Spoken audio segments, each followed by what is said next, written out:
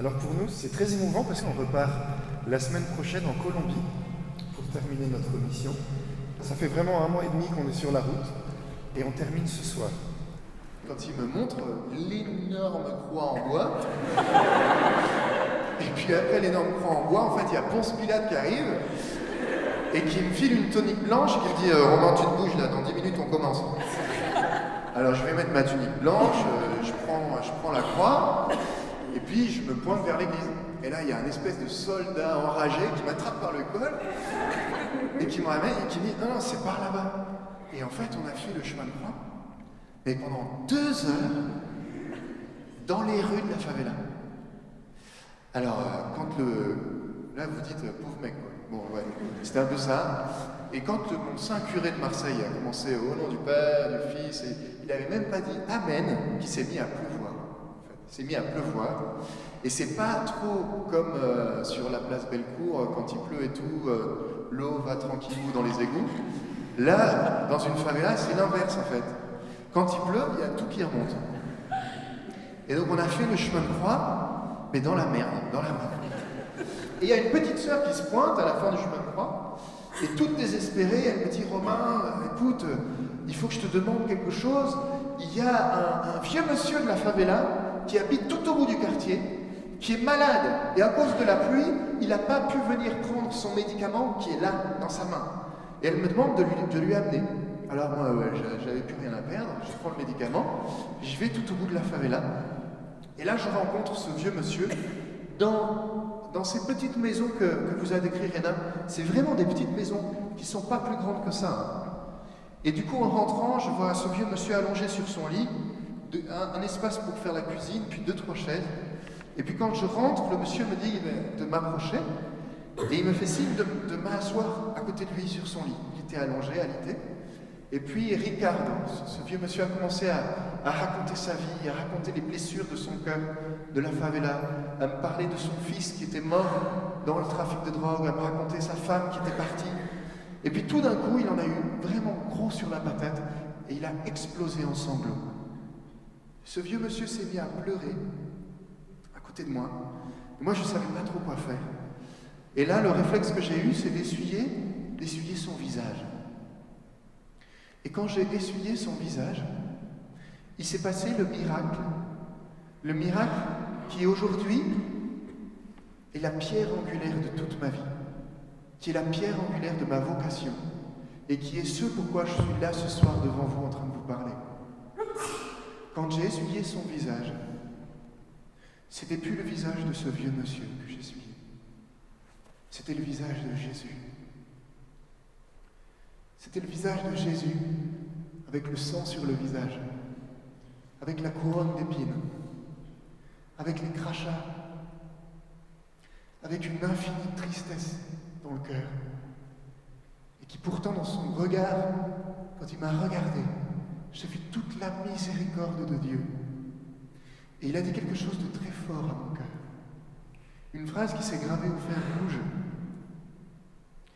Il m'a dit « Romain, le bonheur que tu recherches, c'est au service des pauvres que tu trouveras. Le bonheur que tu recherches, c'est au service des pauvres que tu le trouveras. » Je me suis mis à pleurer avec ce vieux monsieur, et j'ai reçu dans cette petite maison, au fond de la favela, ma vocation. J'ai compris que j'étais missionnaire. Et depuis le jour où j'ai rencontré Ricardo, j'ai jamais cessé de servir les pauvres.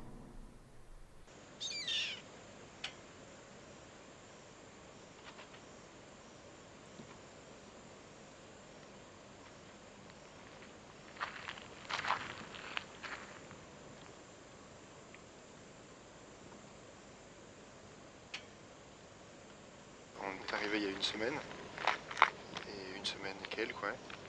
Et du coup, on démarrait à visiter les premières maisons.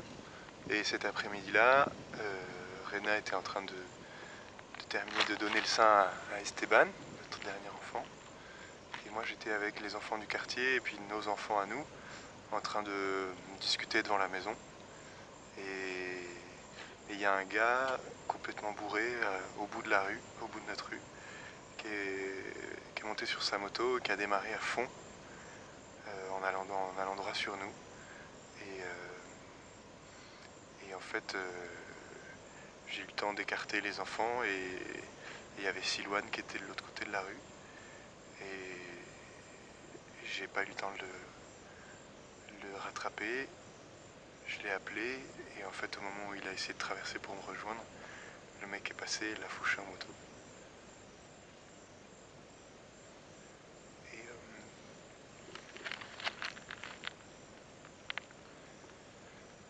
Et, et,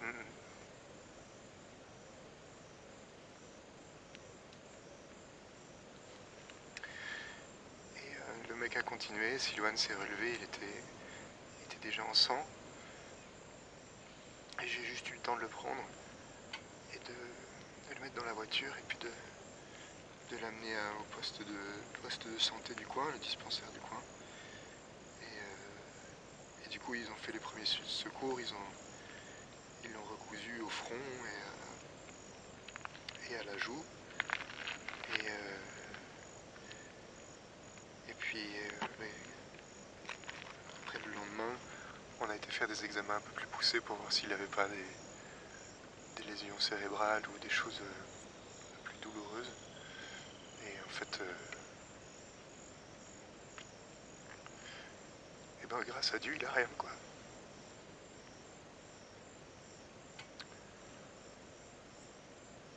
Et aujourd'hui, là, il a reçu une dizaine de points de suture sur le front, puis 4 sur la joue.